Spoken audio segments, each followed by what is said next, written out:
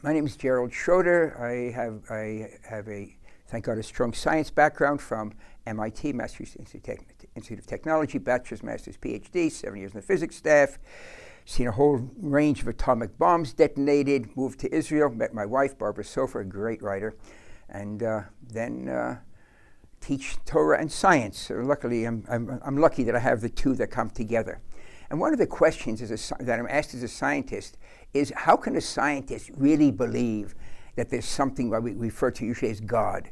You know, is this metaphysical whatever acting in the world or producing the world? And the irony is, the question's really a non-starter. Science has in fact discovered God.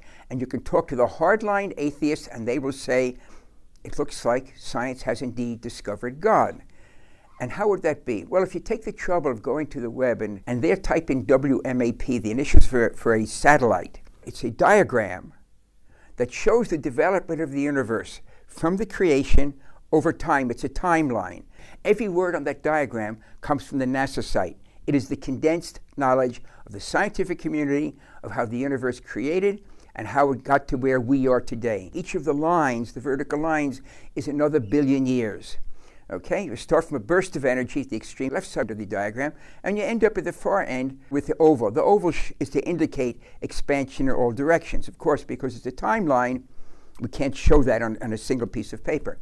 We see here, most amazingly, that on the extreme left edge, it shows a beginning to the universe. Now go back less than 50 years.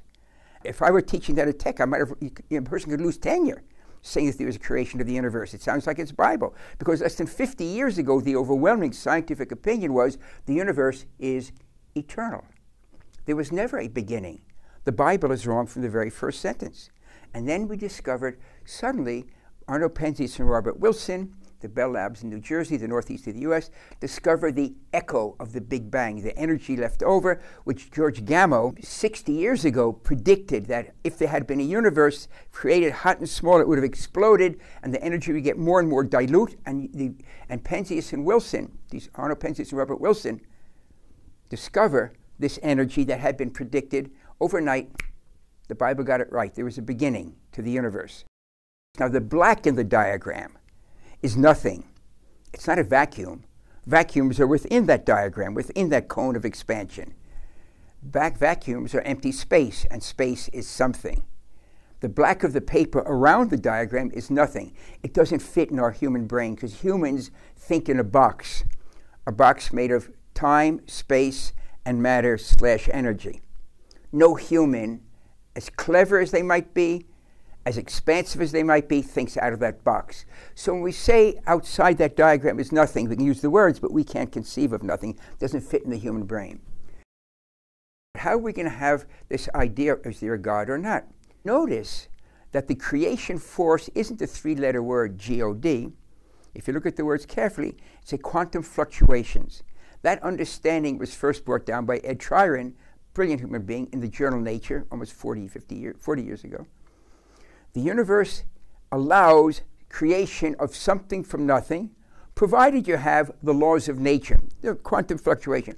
Tryon realized, and he published in the journal Nature, one of the two leading peer-reviewed journals in the world, that you can create something from absolute nothing, provided you've got the laws of nature, quantum physics and the laws of relativity. In other words, the laws of nature. So look what science has discovered.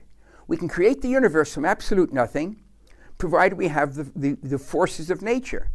Now, the laws of nature, the forces of nature aren't physical, they act on the physical. So if they create the universe, that means they predate the universe. So now we have a set of forces, we call them the laws of nature, that are not physical, that are able to act on the physical. They create the physical from absolute nothing. And they predate the universe, which means they predate our understanding of time. Put that together, it sounds very familiar. If you haven't noticed it, that's the biblical definition of God.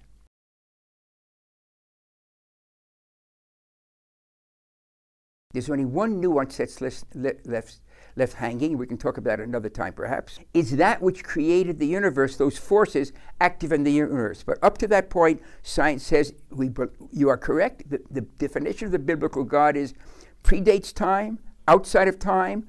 God is not a physical being, is a force, and it creates the universe. you'll notice that the opening chapter of Genesis, the only name for God is Elohim, God as manifest in the universe. Science has indeed discovered the biblical God. Well, we just need one part left, crucial. That which created the universe is also active in the universe itself. The very fact that you're watching this now pretty much establishes that point.